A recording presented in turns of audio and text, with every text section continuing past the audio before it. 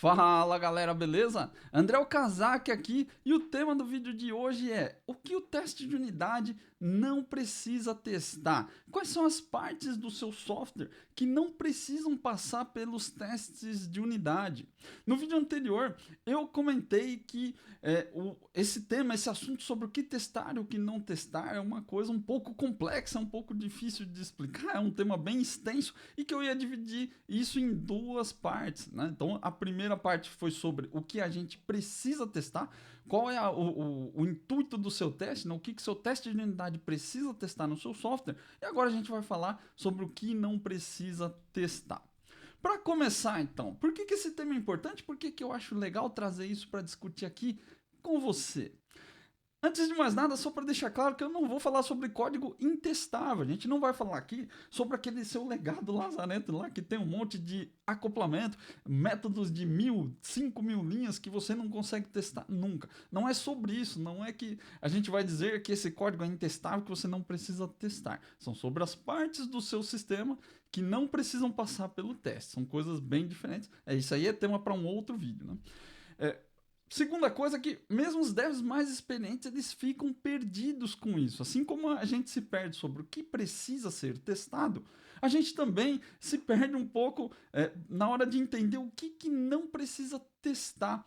Eu acho que principalmente quando a gente está começando com os testes, até devs mais experientes mesmo se confundem com isso, porque a gente começa a achar que é muito legal testar, que é muito interessante, e acha que tudo precisa ser testado, né? Antes você não queria fazer teste de nada, agora você quer fazer teste de tudo. Então é uma coisa que realmente confunde. E eu acho que uma das coisas que mais causa confusão é a questão da cobertura de código, o famoso code coverage, que é um percentual de cobertura. Quando a gente tem contato com esses números, a gente começa a achar que é importante chegar no 100% de cobertura. Nossa, que legal que tem 100% de cobertura esse sistema aqui. E aí é por isso que a gente acaba se perdendo e não entende exatamente o que precisa ser testado e o que não deveria ser testado, né? Talvez não é nem o que precisa ou não precisa. E aí, como que esse conhecimento te ajuda? O que eu vou trazer aqui para você hoje que você pode botar já em prática no momento que você desligar esse vídeo aí? O primeiro ponto, você vai entender por que a gente não deve testar tudo. Por que faz sentido, mesmo que a gente fale sobre cobertura de código e que a gente quer alcançar o 100% lá, por que não faz muito sentido querer dar 100% de cobertura no seu código? E por que melhor de tudo, né, ainda, por que a gente não deve fazer teste em todas as partes do código? Às vezes parece que a gente está desprotegendo, porque a gente aprende que o teste de unidade ele vai proteger seu código de bugs, e aí parece que se a gente não testar, a gente está desprotegendo. Não é exatamente assim, você vai entender por quê. Segundo ponto, você vai começar a usar o seu tempo de uma forma mais eficiente. No momento que você entende que não precisa testar tudo, você para de perder tempo com bobagem. Eu já vi incontáveis vezes devs muito experientes se matando para testar coisas que não precisava. Ou talvez nem deveria mesmo. Tá difícil porque talvez não era para testar exatamente. E aí não adianta você ficar perdendo tempo para descobrir se é para testar, como que testa, como que eu moco aquilo, como que eu. Às vezes não faz sentido. Então você vai ver que dá para você usar o seu tempo. Eu sei que você já não tem muito tempo para fazer teste, mas dá para usar o seu tempo de uma forma melhor. Testar aquilo que realmente vai te gerar resultado. E por último, como eu sempre digo aqui, o teste melhora a arquitetura do seu projeto. Mas quando você entende que algumas partes do seu projeto não devem ser testadas, alguns dos conceitos da arquitetura eles vão voltar para a sua realidade ali. Você vai lembrar de algumas coisas que talvez você já tenha estudado, ou talvez não, você vai pelo menos conhecer conceitos novos aí. Então, no momento que você entende que não precisa testar tudo, algumas habilidades com arquitetura, alguns conhecimentos com arquitetura, eles vão vir à tona. E aí você vai conseguir melhorar o desenho do seu projeto, vai deixar ele um pouquinho melhor. Para começar, então, ou melhor, antes de começar, eu queria fazer um pequeno esclarecimento. No outro vídeo, eu comentei sobre o que o teste de unidade deveria testar, né? Só que ele foi bem teórico, eu não mostrei nenhum exemplo prático daquilo, porque realmente é uma coisa mais teórica ali, né? Eu reforcei bastante que, caso você não tenha visto, eu vou deixar o link aí, se você quiser ver. Eu acho que vai te ajudar também a entender algumas coisas. Mas eu vou falar resumidamente aqui. Eu comentei naquele vídeo que a gente deve testar requisitos e não um código. Então, a gente não deve olhar para o código e ficar testando ifs e loops que já estão escritos lá no código. Existem situações onde talvez você precise fazer isso, mas, de forma geral, você não deve testar o código, você não deve testar a lógica que está descrita lá. Você tem que testar o requisito, ou seja, o que o seu cliente precisava. E é isso que é software que funciona. Software que funciona é aquele que atende às necessidades do seu cliente. Se você testa só o código, talvez ele não atenda os requisitos, né? Talvez ele não resolva o problema do seu cliente. Eu vou ilustrar agora com um exemplo bem rapidinho aqui, só para a gente não deixar essa lacuna lá, porque algumas pessoas perguntaram nos vídeos aí. Então, quero deixar isso bem claro para que não fique nenhuma dúvida na sua cabeça aí, ó. Eu tenho uma classe aqui, ó, pedido, que tem um método calcular valor total. Então eu recebo aqui um valor mínimo de frete grátis e eu vou calcular aqui o valor total do meu pedido. Eu tenho um campo valor do pedido e valor do frete.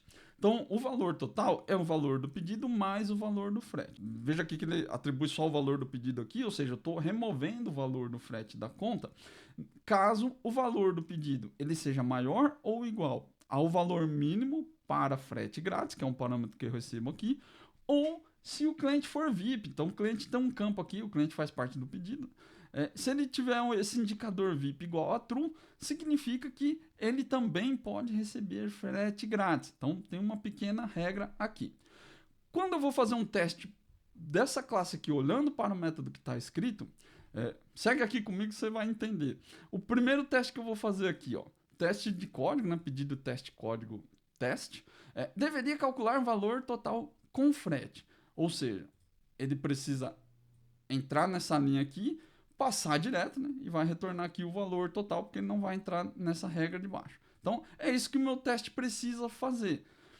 Eu vou passar aqui um pedido com valor 100 e um valor mínimo de frete grátis 150. Então, não vai entrar nesse if. E aí, eu vou passar indicador VIP igual a falso também. Então, também não vai entrar na condição de baixo aqui. Que é essa aqui, né? Então ele não vai entrar aqui de jeito nenhum. E aí no final ele vai me retornar o valor do pedido mais o frete, que é 110. Então, primeiro teste, deveria calcular o valor total com frete. Segundo teste aqui, ó, deveria calcular o valor total sem o frete, se o valor do pedido for maior do que o mínimo. Então, estou testando essa condição aqui, ó. Então, é um OR e ele vai entrar aqui. Então, estou passando aqui valor 200, o mínimo para frete grátis é 150, então 200 ele vai passar, não vai somar o valor no frete. Um terceiro teste aqui, ó, deveria calcular o valor total sem frete se o valor do pedido for igual ao mínimo. Aqui eu estou fazendo um maior ou igual, né? O maior ou igual é um OR, na verdade. Então, estou testando as duas condições, se ele é maior ou se ele é igual. Então, mesma coisa aqui, 150, né? E ele vai me mandar aqui um valor total de 150. Um último teste é saber se o flag do cliente VIP está ligado. Então, ele vai mandar aqui sem frete se o cliente for VIP. E é exatamente isso aqui que a gente está setando aqui, o true, e ele vai me retornar aqui sem o frete. Veja que esse teste passou, tá? Todos os testes estão verdes aqui, né, no Visual Studio 22. Então, aparentemente está funcionando e a regra está correta, certo? Agora, vamos dar uma olhada em como era o requisito original desse cara. Eu tenho uma outra classe de teste aqui, ó, e com o texto do requisito. O requisito era o seguinte, ó, o valor total é o valor do pedido mais o valor do frete. Isso está ok, a gente já fez. A segunda linha do requisito aqui, ó, o cliente VIP ele tem direito a frete grátis em pedidos a partir de R$100. Ou seja, aqui ele não está descrevendo, né, que existe um valor mínimo. Talvez a gente devesse explorar esse requisito com o cliente para ele saber que isso aqui provavelmente é parametrizado. Mas olha só a diferença, o cliente VIP tem direito a frete grátis em pedidos a partir de 100. Ou seja, o que a nossa regra está falando aqui, ó, é que se o valor do pedido for maior ou o cliente for VIP, ele abona o frete. Mas o que o cliente precisa não é isso. O que o cliente precisa é que ele precisa ser VIP e o valor do pedido tem que ser maior do que o limite mínimo. Ou seja, isso não é um OR. Isso deveria ser um AND. Então, quando a gente fez o nosso teste aqui, olhando para o código, a gente testou o que o dev entendeu. E o dev, no caso aqui, ele entendeu que era OR. Ou era maior do que o valor mínimo, ou ele é VIP. Ou seja, se o cara é VIP, ele sempre tem desconto.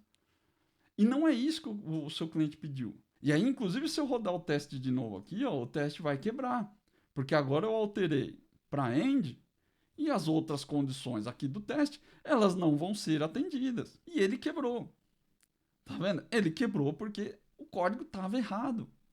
Então você não testou o requisito. Você testou o que estava escrito. E o que está escrito é o que o dev entendeu. Não é necessariamente o que o seu cliente precisa. E aí aqui eu fiz escrevi alguns testes olhando para o que o cliente precisa. Então, ó, deveria calcular valor total sem frete para cliente VIP e pedido acima do mínimo. É o que está escrito aqui, ó. Eu fiz agora o teste baseado no requisito. Cliente VIP com pedido acima do mínimo. Mesma coisa aqui para o igual. Lembra que é um maior ou igual. Sem frete para cliente VIP e pedido igual ao mínimo. Veja que até o nome do teste ele muda um pouco, porque ele está olhando agora para o texto que está escrito aqui, ó, não porque está escrito no código. Essa é a diferença que faz. Aqui, ó, deveria calcular valor total com frete para cliente VIP e pedido abaixo do mínimo. É um outro teste, tá vendo? Então, é o que está descrevendo aqui no requisito. Essa é a grande diferença. E um último teste aqui, deveria calcular valor total com frete para cliente não VIP. Então veja que a intenção do teste muda. Olhar para o requisito é diferente de olhar para o código. E se a gente rodar esse outro teste aqui, o teste de requisito, esses testes aqui vão funcionar, porque eles estão olhando para o requisito. Então a gente corrigiu um bug. Essa aqui é a diferença que eu quero que vocês entendam. Não é sobre testar na prática, a gente vai olhar sim para ifs e loops, mas não é exatamente isso que a gente precisa testar com teste de unidade. A gente tem que testar requisitos. Não só com teste de unidade, né, mas com qualquer tipo de teste. Essa que é a diferença aí. Agora, fecha parênteses, vamos voltar aqui para o nosso tema original. O que o teste de unidade não precisa testar? Né? Então, para começar a falar sobre o que não precisa testar, vamos primeiro entender por que a gente não deve testar tudo com teste de unidade.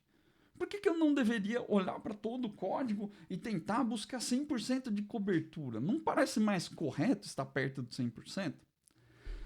A grande questão aqui é que 100% de cobertura não garante a qualidade da sua entrega. A gente acabou de ver aqui, inclusive, um exemplo onde o código estava errado e ele estava cobrindo todas as situações, inclusive os ends e os ors. Então, o fato de você cobrir todo o seu código com teste não garante exatamente que ele atende o requisito. Lembra que qualidade é software que funciona. Software de qualidade é aquele que funciona. E o que é software que funciona? É aquele que atende às necessidades do seu cliente. É aquele que resolve os problemas que o seu cliente tem. Não adianta você entregar código que seja bonito, que seja bem feito, que seja bem estruturado, se ele não resolve o problema do seu cliente. O bug não é só um erro técnico num reference. O bug é um erro de requisito. Pô, não era para liberar aqui, ó. Se o cara for VIP, mas o pedido não bateu o mínimo. Não é para liberar esse frete grátis. Então, esse aqui é um belo exemplo. Demos 100% de cobertura no método, mas ele não garantiu a qualidade da entrega. Então, lembra sempre disso. O indicador do code coverage, da cobertura de código, ele é só um número. Ele não vai te falar que o seu sistema é melhor ou que ele é pior. Não fica buscando esse tipo de coisa. E eu sei que as empresas, elas têm uma parada de ter métricas, de ter metas, e toda empresa tem que ter. Eu não acho que é ruim ter, não. É só que o percentual de cobertura de código, ele não pode ser uma meta. Não tem nada de errado, por exemplo, se você usa o percentual de cobertura como um pré-requisito, por exemplo. Eu só vou deixar você subir esse código se você tiver um percentual de cobertura maior do que 70%, por exemplo. Tem várias plataformas que te obrigam a isso. Salesforce, por exemplo, é uma delas. Eles têm uma política lá, se não me engano, 75%. No próprio .NET você pode configurar isso, no Java, em qualquer outra linguagem, com ferramentas como SonarLint, por exemplo, né? Ferramentas de análise estática. Você pode sim forçar e falar assim, eu não quero que o build continue, não quero que você consiga fazer deploy de uma aplicação se ela não atingir 70% de cobertura. É um número mínimo aí. Não é uma coisa ruim, porque você está, pelo menos, tentando forçar o seu time a fazer teste de unidade. Mas veja que isso é só um requisito, é só um indicador. Se o time quiser, ele pode entrar aqui e fazer um monte de teste que não dá assert, e aí vai dar cobertura do mesmo jeito. E o teste não vai quebrar. Então não fica mirando nas coisas erradas. Percentual de cobertura não garante qualidade. Não é uma meta. Não fica buscando 100%. Não vale a pena. Se a sua empresa tem um requisito, tudo bem, é uma política. Mas não é uma meta, né? Ninguém vai ganhar um prêmio. Talvez você até ganhe na sua empresa aí. Mas ele não tem valor esse tipo de coisa, sabe? Não fica buscando 100% de cobertura achando que isso vai resolver seus problemas. Não vai. Não vai. Até porque, na prática, não tem como testar todas as linhas do seu código. De repente, até tem alguns jeitos de testar.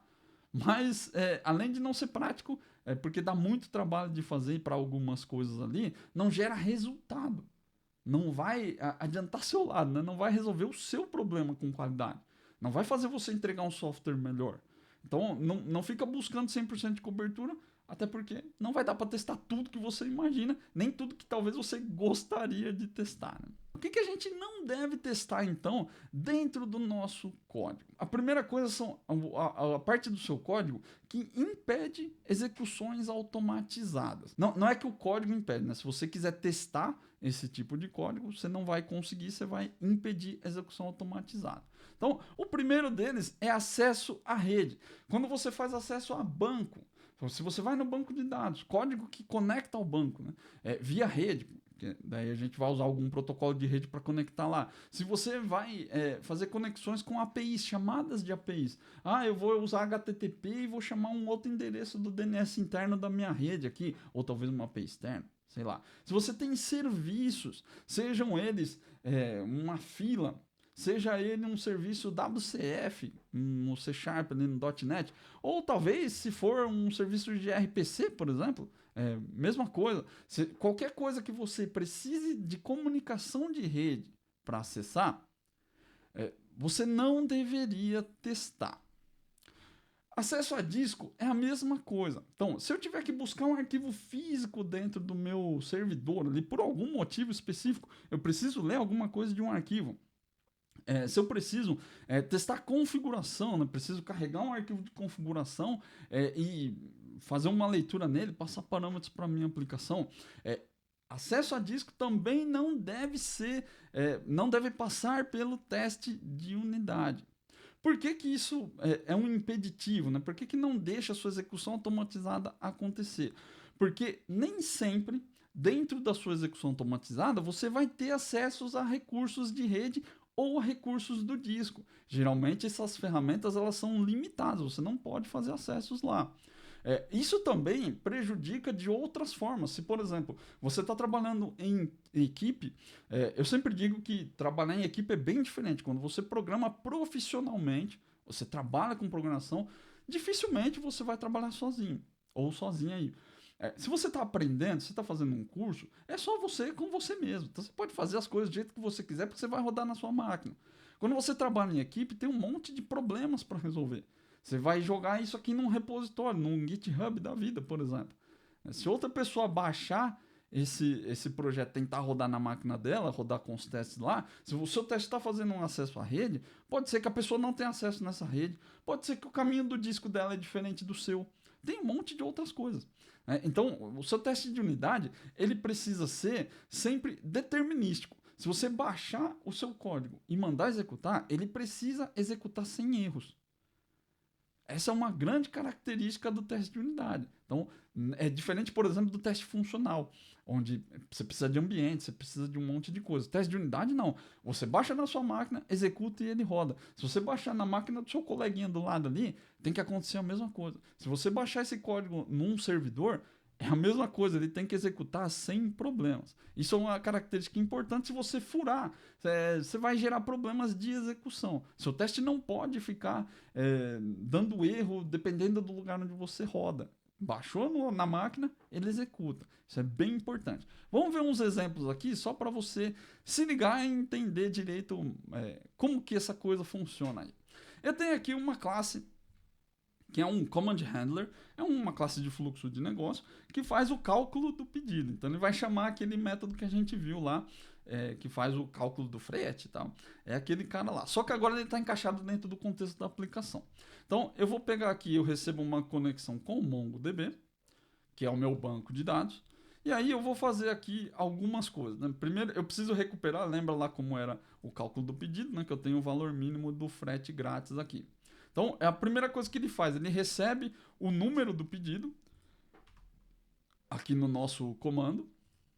E aí ele faz uma recuperação desse pedido do banco de dados. É por isso que eu tenho aqui a conexão com o banco. Então, eu vou pegar aqui a connection, faço um find async. Se você não manja de MongoDB, nem de banco de dados, aí não tem o que fazer, dar uma pesquisada aí para você entender. Mas esse código aqui é bem simples.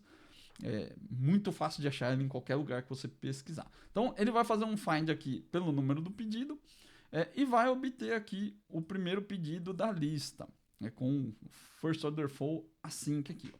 E aí, se ele não encontrar o pedido pelo número, ele devolve um response, que vai ter uma mensagem aqui, o valor total, né? Esse cara aqui. E aí ele vai colocar aqui uma mensagem de erro e vai retornar sucesso igual a falso lá. Se ele encontrar o pedido, aí ele vai chamar a minha API de produtos para poder pegar o valor mínimo do frete. Né? Quanto que é o valor mínimo para você poder ter frete grátis. Então ele vai chamar essa API do produto que está nessa URL aqui da minha máquina. Obviamente aqui isso aqui é um exemplo, né? Eu espero que você não faça isso dentro da sua aplicação, coloque hard-coded aqui dentro do seu código. Você vai pegar no arquivo de configuração.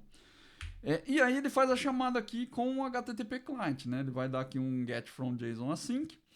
E aí ele vai retornar uma classe produto. Essa classe aqui vai ter o valor do frete mínimo e eu consigo chamar o calcular valor total, que é aquele método que você já viu lá atrás. Ele vai retornar o valor total e vai devolver aqui no response com sucesso igual a true, sem mensagem de erro e o valor total, né? Uma classe até simples se a gente for analisar aqui. Lembrando aqui também que isso é um exemplo, né? De novo, isso aqui não é a melhor forma de você usar o HTTP client, tem outras formas melhores, mas é só um exemplo para você entender o meu ponto aqui. Ó. Então, gerei um teste para esse cara aqui. Veja que aqui dentro desse teste eu tenho algumas complexidades para resolver. Então, tem N formas de você resolver essas complexidades. Eu escolhi uma delas aqui para resolver. E a forma que eu escolhi foi conectar ao banco. Então, eu vou pegar aqui, ó. Essa minha classe aqui é MongoDB_context, né? Ela é implementada aqui numa outra classe minha, que é o pedido DB_context. E aí aqui, ó, na inicialização do meu teste, eu vou carregar o meu arquivo de configuração. Esse arquivo de configuração é o mesmo que a aplicação usa, app series. E aqui eu tenho um connection string do MongoDB. E aí aqui eu estou fazendo a construção do meu iConfiguration aqui. Se você não conhece isso aqui também, dá uma pesquisada aí no Configuration Builder. Mas é o que a sua aplicação faz quando ela sobe. Ou se você quiser fazer uma aplicação com arquivo de configuração, que seja console application, por exemplo, né? Você vai ter que implementar isso aqui também. E aí ele chama esse inicializador aqui, tem o teste initialize, né? Ele vai passar aqui em todo, sempre antes de rodar um test method. E aqui eu estou rodando. Deveria retornar pedido não encontrado. Então eu vou cair aqui na primeira situação. O que é essa primeira situação? Eu preciso fazer uma consulta no banco e eu preciso mandar aqui um código de pedido que não existe. Ele vai me devolver aqui pedido não encontrado. Então esse é o primeiro teste que eu vou fazer. Vou mandar aqui um valor 0 e ele vai mandar para mim aqui, ó, pedido não encontrado. O segundo teste deveria calcular valor total. Então eu vou simplesmente pegar um pedido que já existe e ele vai passar por aqui, né? Não vai cair nesse if aqui. E aí ele vai chamar a minha API de produto aqui para fazer o cálculo do valor total. Então eu tenho aqui uma API rodando desse outro lado aqui nessa outra solution. Uma API de mock, só para a gente ver ele executando. E eu tenho também um banco de dados já carregado. Então, esse pedido aqui 555, ele já existe. E aí, se eu rodar os meus testes aqui, você vai ver que ele vai se conectar ao banco. Vamos pegar aqui, ó, teste com acesso à rede do disco. Vamos rodar o segundo teste, que aí você consegue ver. Eu já tinha rodado eles previamente aqui, né? Veja que ele tá verdinho aqui, mas vamos rodar ele de novo. E olha só, ele passou, então ele realmente ele fez a consulta lá e executou. Vamos rodar ele aqui na mão, só para você ver ele executando. Então olha só, vai instanciar aqui vai executar aqui o handle, né? E aí ele vai pegar a collection, vai fazer aqui um find async. Então eu estou realmente indo até o banco. Ele fez a consulta, retornou aqui um cursor. E aí ele me trouxe aqui um pedido. Esse pedido está cadastrado no meu banco local do MongoDB. A minha API está rodando nessa porta, então ela está ativa. E aí ele passou por aqui, ó, vai fazer um get from JSON async. Essa API vai retornar um produto, ó, e me retornou aqui ó, o valor do frete mínimo. E tudo funcionando, tudo lindo e maravilhoso, certo? Então a gente tem um teste. Eu fiz o teste rodar aqui como se fosse a aplicação. E o teste passou. Agora vamos supor que, por exemplo, eu não tenho essa API rodando mais na minha máquina. Eu vou parar aqui a execução dessa API e vamos rodar agora o teste de novo para a gente ver o que acontece. Mesmo teste, só que agora a API do produto ela não está online. Eu parei o debugger aqui e o Visual Studio não está mais rodando. Vamos ver o que acontece com o nosso teste. Olha só, o teste quebra.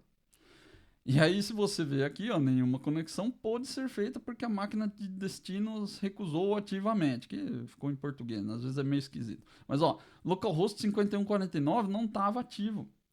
Significa que não tinha ninguém escutando nessa porta aqui, ó. Ou seja, se você estiver numa máquina onde não tem essa API rodando nessa porta, seu teste quebra. Ele não vai funcionar.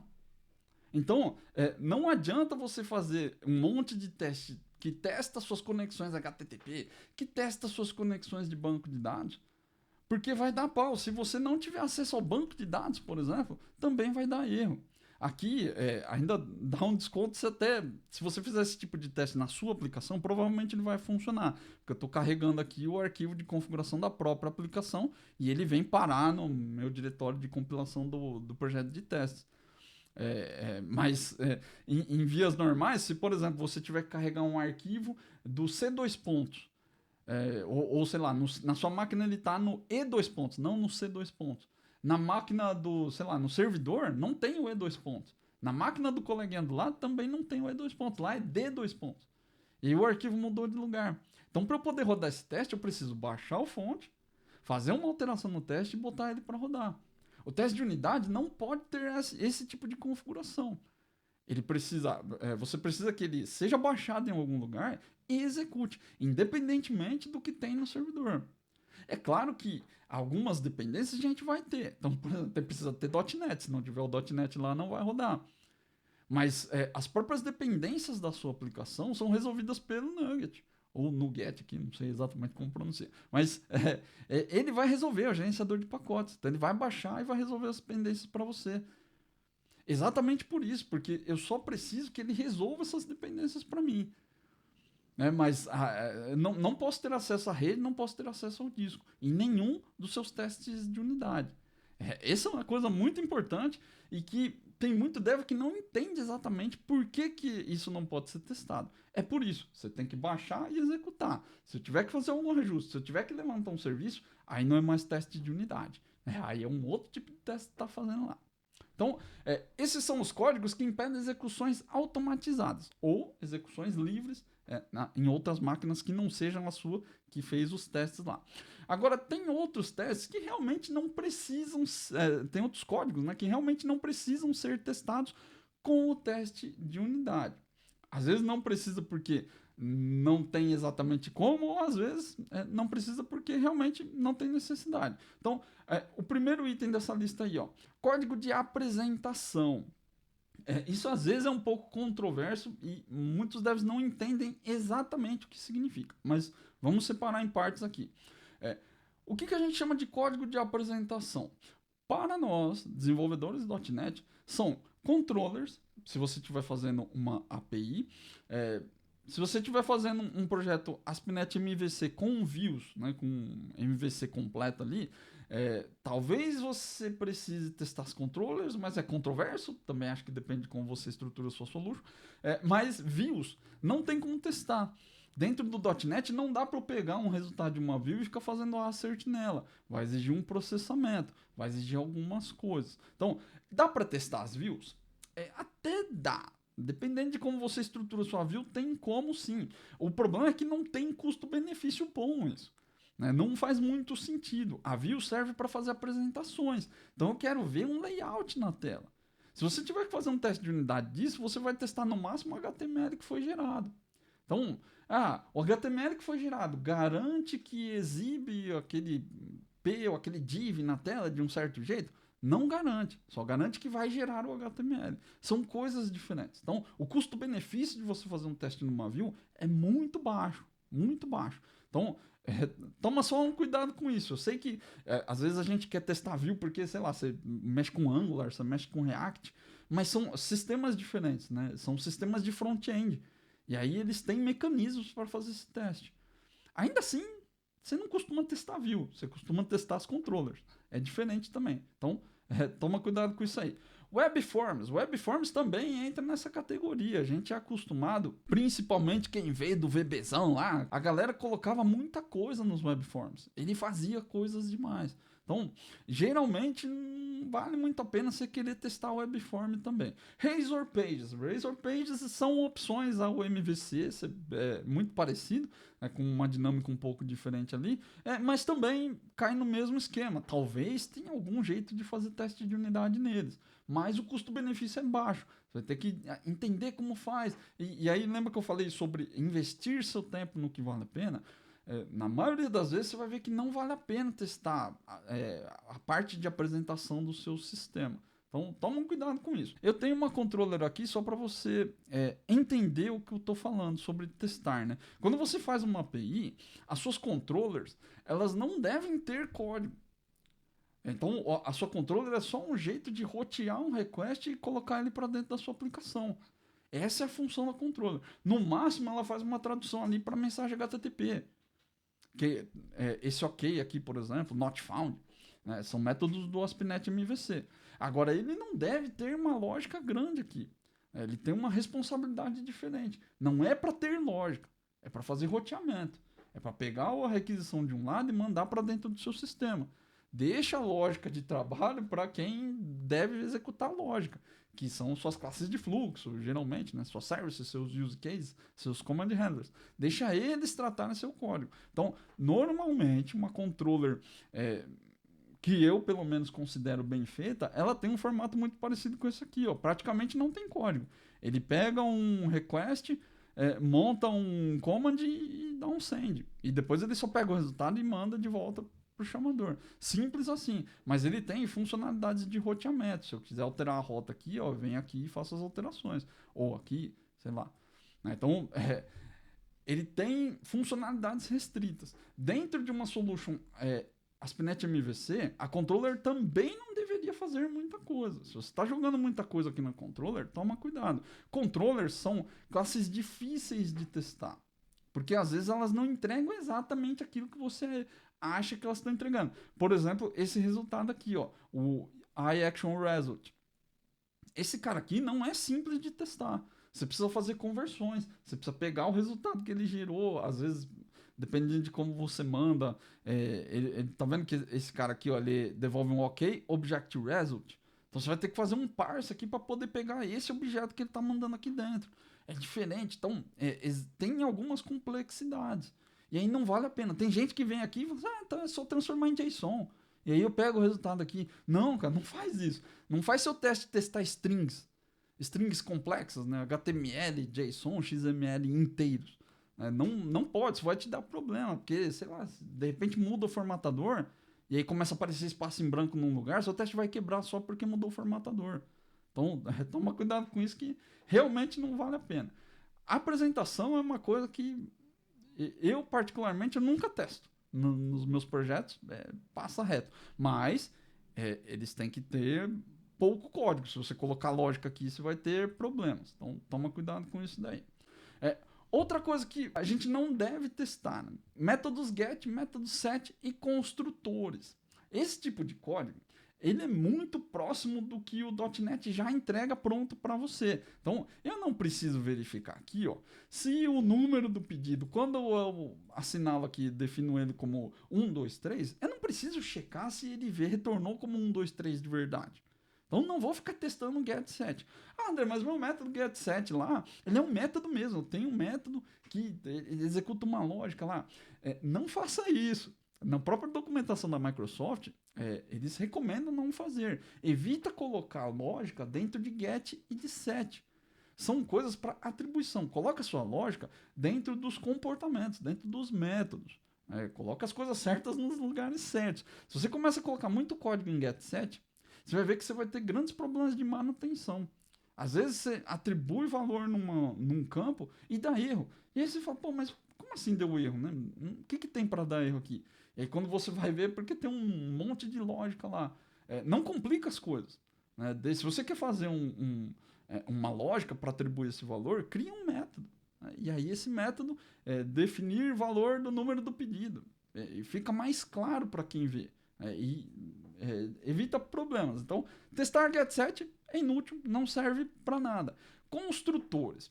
Construtor é um negócio complicado. Se a gente pegar aqui o nosso método aqui, ó, ele recebe aqui um valor e preenche um campo, uma property get aqui que é private.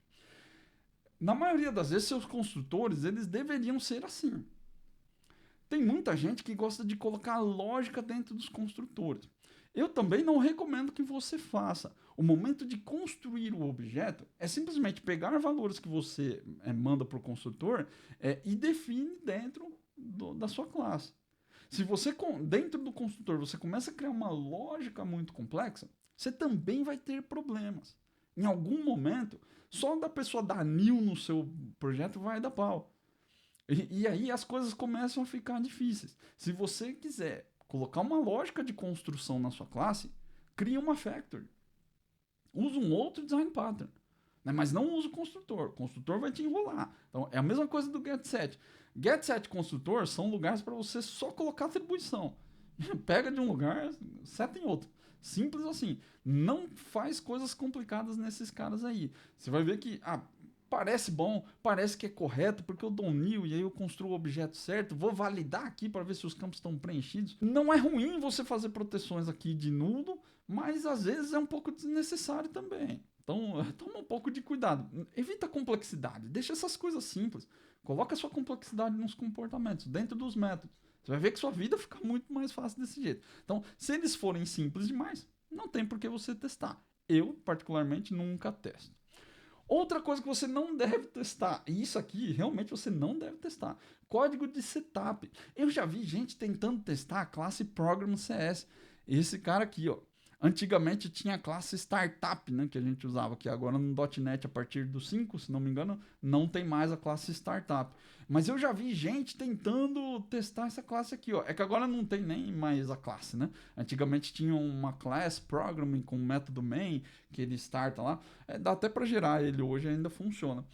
Mas eu já vi gente tentando testar esse cara. Não faça isso, é bobagem. Isso aqui é código de startup da sua aplicação. Não tem nada aqui para você fazer teste. Mas aí eu criei um cara aqui que adiciona coisas no middleware, ou que, sei lá, fazem coisas malucas aqui, adiciona dependência. Você até pode testar, mas aí você testa o seu método.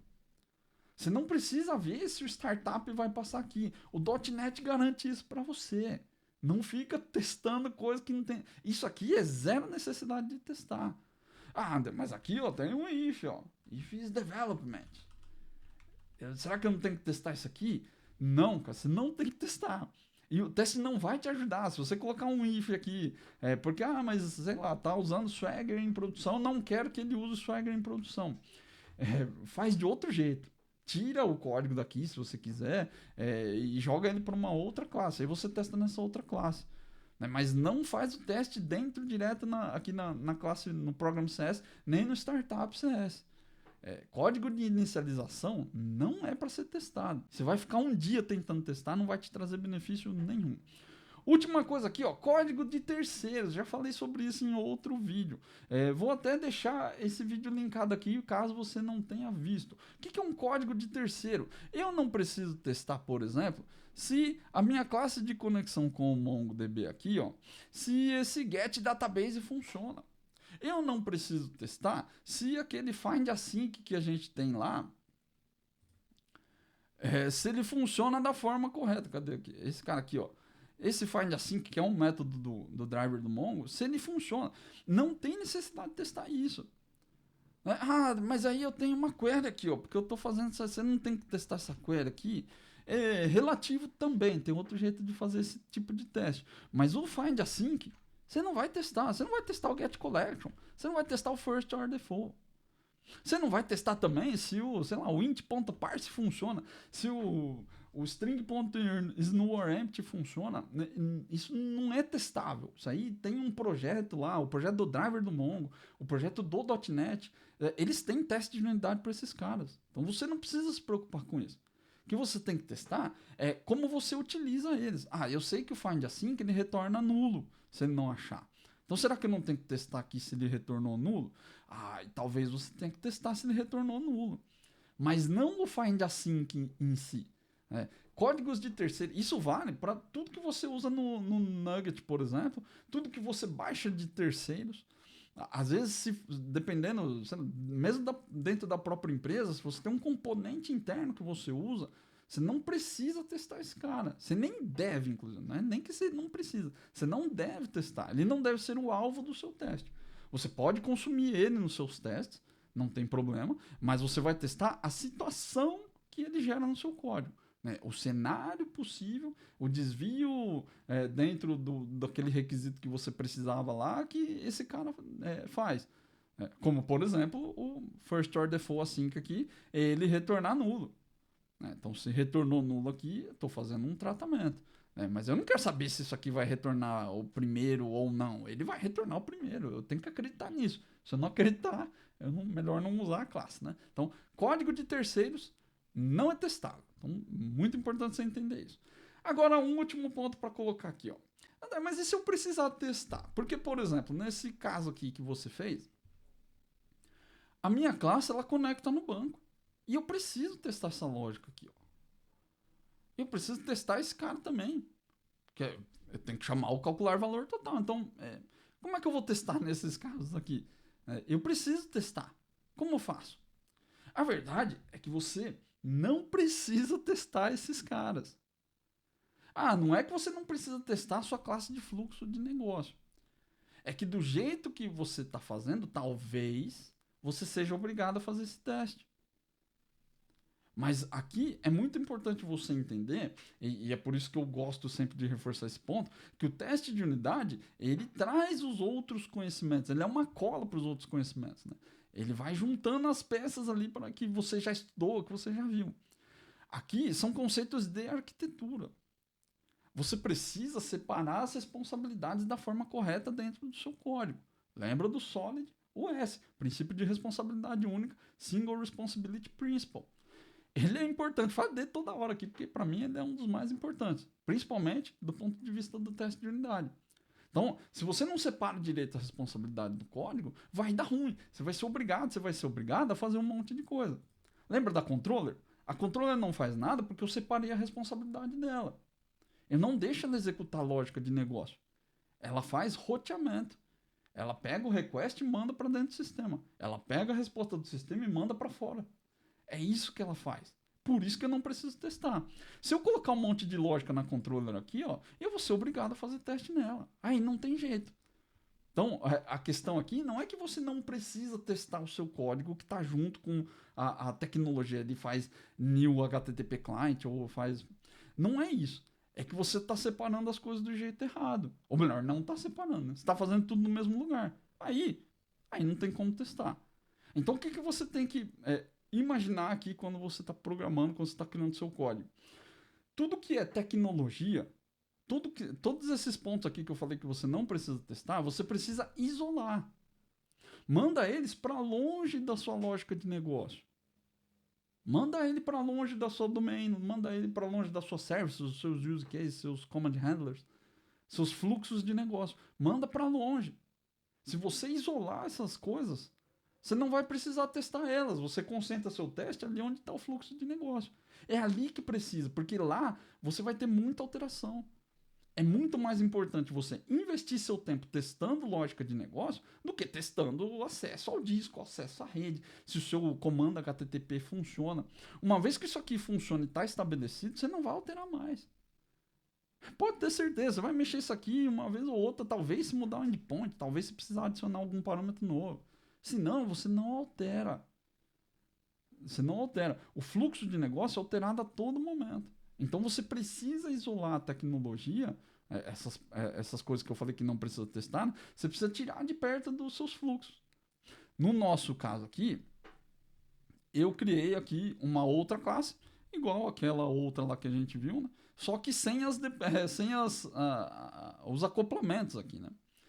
Então, como que a gente faz o desacoplamento? Ou como que a gente abaixa o acoplamento aqui, né? A gente cria interfaces. Então, a gente injeta as interfaces que são conectores, lembra dos últimos vídeos que eu gravei aí? E você cria um ponto de conexão e pluga o código que vai fazer esse acesso. Foi exatamente isso que eu fiz aqui. Então, criei interfaces para o pedido input aqui, que vai pegar dados do pedido. Então, ele vai dar um obter aqui. E depois um produto input para obter os dados do produto.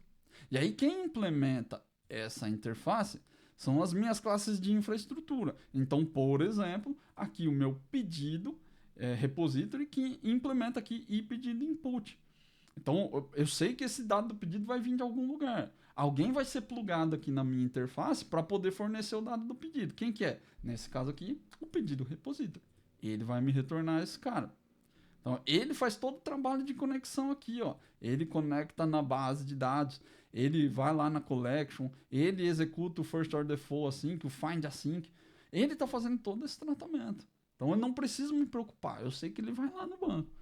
Então, o que eu estou falando aqui para minha classe é, eu não sei exatamente como é que faz isso. Mas eu sei que alguém me entrega esse dado. Então, eu não preciso me preocupar na forma como o dado é obtido.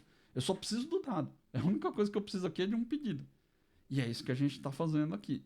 O produto é a mesma coisa. Então, quem implementa o produto aqui ó, é o produto API Client. Então, nesse caso, o produto input, ele está esperando dados do produto. Quem implementou aqui foi o produto API Client, que faz a mesma coisa lá, a conexão com a API. Mas esse cara aqui, de repente, ele podia ser um serviço WCF, podia ser qualquer outra coisa. Então, estou fazendo uma troca aqui e criando um conector, nesse caso que é uma API, mas poderia ser até um banco de dados, se eu quisesse fazer a troca aqui, eu poderia. Agora, a minha classe de negócio, ela não sabe exatamente como o dado vem. Ela só sabe o que ela recebe. Isso se reflete nos nossos testes de unidade. Então, se você olhar aqui os testes da classe pedido handler, veja que o teste aqui ele fica muito mais simples. Por quê? Porque agora eu não vou conectar no banco. Eu vou lá, vou criar um mock e vou executar. Ou seja, estou trocando a dependência do pedido input do produto input. E agora eu não dependo de ninguém mais para rodar. Está tudo dentro do meu teste. Se eu vier aqui só executar esse teste aqui, ó, mesmo com a API, lembra que eu derrubei a API lá, né? E eu tenho aqui teste com mocks. Se eu executar esses testes aqui, eles vão passar. Mas eles vão passar porque agora eu não tenho mais dependência. Eu não preciso mais do banco de dados. Eu não preciso mais da minha API de produto rodando. E de onde eu baixar, esse teste vai executar. Essa que é a grande diferença aqui. Então, separar responsabilidades é a grande parada aqui dos nossos testes de unidade. Eu sei que às vezes parece que você precisa testar um monte de coisa. Né? O banco de dados é uma coisa que eu acho que gera mais confusão do que quase tudo. Assim. O pessoal fica pensando assim, mas eu vou fazer uma query. Aí eu fiz uma query que é mega complexa. Como é que eu sei que essa query está funcionando do jeito certo? Eu preciso fazer um teste. Você sim precisa fazer um teste. Só que esse teste, com a query executando em cima do banco de dados, ele não é um teste de unidade. Para isso aí, você tem que usar outros tipos de teste. Se você tiver uma situação em que você precisa testar a execução da query dentro de um set de dados, aí você tem que usar, por exemplo, um teste funcional. Tem muita gente que tenta usar teste de integração e aí faz um mock lá. Se você usar, por exemplo, um entity e conseguir colocar ele em memória lá, por exemplo, talvez você consiga testar sua query. Que aí já é uma query que é gerada pelo System Link, não seria o Link to Entities, né? Não seria um SQL puro. Mas se você está usando o Dapper, por exemplo, está escrevendo suas queries na mão, aí talvez você precise realmente conectar o banco. Mas lembra que a separação da responsabilidade faz diferença aí. Será que realmente você precisa testar suas queries, todas as queries que você tem? Será que você precisa escrever queries mega complexas dentro do seu sistema? Será que não era melhor você escrever um monte de queries simples?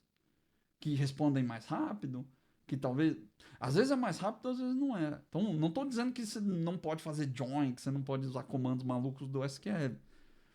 É só que muitas vezes o fato de você executar com o dado faz menos diferença do que você imagina. A formação da query você pode testar com teste de unidade. Mas se a query retorna os registros corretos ou não, aí não tem como testar. Se você quiser fazer esse teste, aí você vai ter que usar outros tipos de teste. Teste funcional, por exemplo, é diferente. Então, essas são as coisas que você não deve testar. Ou pelo menos que eu recomendo que você não teste. Se acessa a rede, acessa o disco, não teste.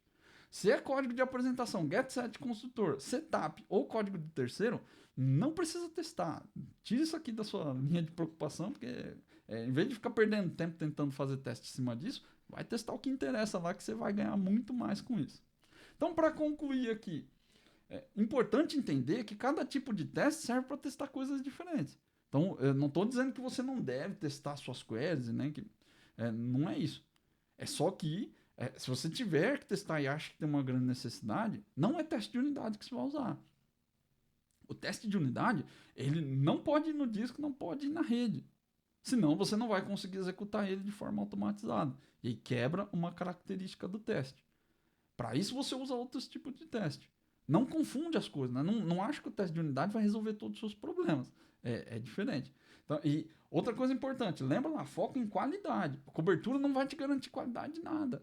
Ele simplesmente vai te dar um indicador lá falando que você testou bastante coisa. Mas, como você viu aqui no exemplo, às vezes você testa muito e não entrega aquilo que o seu cliente precisa. Então, tira da cabeça que você precisa dar 100% de cobertura. Não vale a pena. Não vale a pena e você nem vai conseguir. Muito provavelmente. Se você vê um sistema que está lá 100% de cobertura, provavelmente estão fazendo alguma coisa errada lá. Pode ter certeza. Dá uma olhada lá. Estão testando coisa que não devia. Estão ignorando classes que talvez deve ignorar, talvez não. Mas 100% de cobertura, além de ser utopia, é bobagem. Você não vai te levar a lugar nenhum. E o último conceito que eu quero reforçar. Teste de unidade é uma cola para os conhecimentos que você adquire. Ele ajuda a colar as coisas. Você vai à medida que você vai fazendo mais testes, você vai se deparar com a necessidade de aprender coisas novas. Assim como foi para mim, onde eu tive que entender mais sobre arquitetura, tive que entender mais sobre análise de requisitos. O teste de unidade, você vai ver que ele vai colar um monte de coisa que você aprende por aí. E essa é a grande magia do teste, né? Que eu digo para você que é importante fazer teste, não só porque você quer entregar um código de qualidade, mas porque ele gera grandes benefícios para a sua carreira. Esse aí é um exemplo. Você vai ver que ele vai te ajudar a estudar mais, ele vai te ajudar a descobrir coisas novas e entender algumas coisas que talvez você não entendia antes. Eu espero que você tenha gostado dessa aula. Se você gostou, deixa um joinha. Se você gostou muito, assina o canal, porque isso ajuda a divulgar esse conteúdo para mais pessoas. E se você tem um ponto de vista diferente, acha que devia testar essas coisas que eu falei e acha que eu estou falando bobagem, deixa um comentário aí também no vídeo, porque eu aprendo muito com vocês, é muito legal ter essa conversa, beleza? Um grande abraço e até a próxima aula.